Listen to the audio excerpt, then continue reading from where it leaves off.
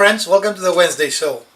Today we're going to explore some more woodworking fundamentals, and we're going to talk about the second most common shape in woodworking. One of the most common shapes, of course, is a rectangular or a parallelogram, because most everything is made based on that, cabinets, tables, etc.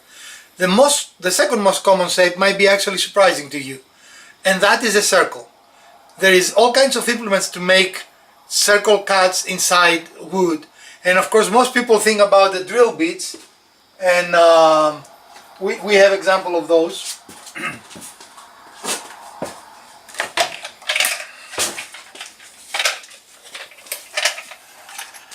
And these are usually designed to make pilot holes for screws. However, what happens when we want to draw a much bigger hole for whatever reason? We have a variety of tools that can do that, and here I have some of them laid out for you.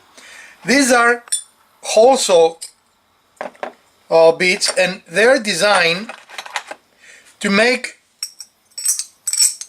different diameter. As you see, this can become actually fairly large, and all are the same. There is a central bit that looks like a normal bit, sorry, not too close, that keys into the saw itself here, and then there is a nut that secures it, and regardless of the shape, this is how this is assembled, and that allows you to be very precise. You only need one point. And for the bigger one, there is a plate that goes on top that allows for a more secure attachment of these bits. These are extremely useful and were designed initially to cut holes so you can put locks indoors. However, now they have expanded and they're used to open big openings in drywall, to put lights, etc. So they have extremely high use, and in fact when we put our lights in our garage, this is what we use.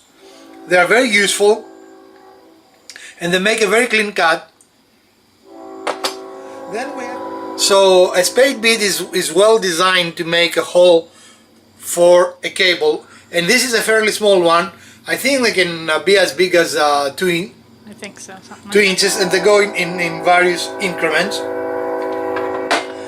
Another great bit to make openings to pass things through is this. This is an auger bit, and usually both this and the spade bit are used either for conduit or pipes that go through studs. You notice by now that there is a common theme. All of these have a point, so you can have a very precise position to where you put these bits. The last bit that we're going to talk about is probably one of my favorite ones, and it is a Forstner bit. These make extremely nice and clean cuts. Here's an example of a cut made with a Forstner bit, and as you see, it shares with the other three styles a point for very precise positioning of the bit. The Forstner bits and the auger bills and the keyhole bits sometimes are best used with drill presses, because they need to be extremely straight to give you a good result. However, they can be used with handheld tools as well. And you notice all four of the types follow this, and they have something else in common. The keyhole and the Forstner bits make a much cleaner cut if you go through the material part way, and when you see the point break through the other side, go from the other side, and then you don't have any wood tear out. Both sides are going to give you a very nice and clean opening. Of course, they both have a disadvantage. This leaves a little dimple on the bottom of the hole you make. The auger bit can be used bidirectionally, but because usually is used for roughing you don't really care if it has a little bit of splintering in the end. So usually you just go straight through with the auger bit. And the same with spade. The spade bit.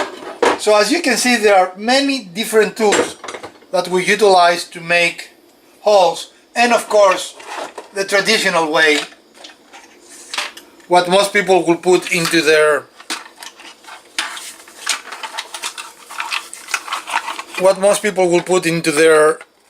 drill and drill a hole for a nail or a screw. Now, why is that important? Whenever you have a project, whenever you build something, without fail you're going to need to attach two pieces of wood, and mechanical fasteners tend to be a very good choice, especially for the beginning woodworker. And this series on Wednesdays, like we did last Wednesday, is really designed for the beginning woodworker. And if you see the Forstner Bits, you have a variety of size. You can go for a very, very small, and they make an extremely nice, clean hole, regardless of the space. And it goes, my set goes up to 2 inches. So I think that's a common that probably these go up to. I doubt that going bigger because it will be hard, right?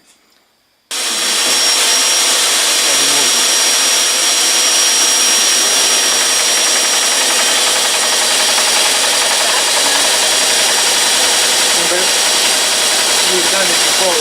This is the feeling we use, right?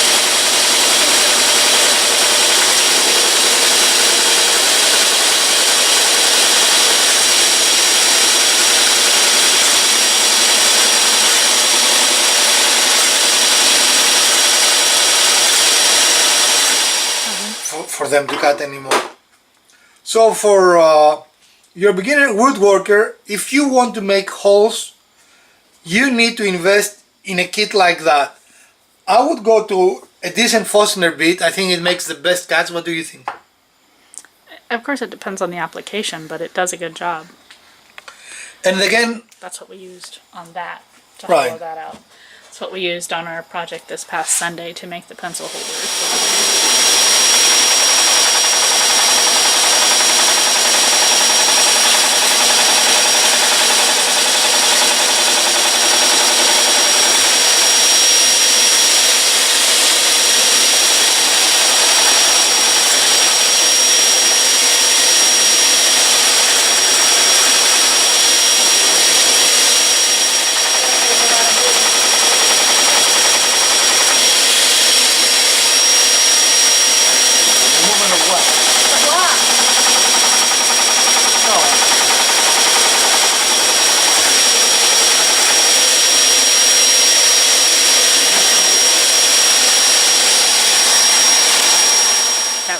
So it's extremely useful.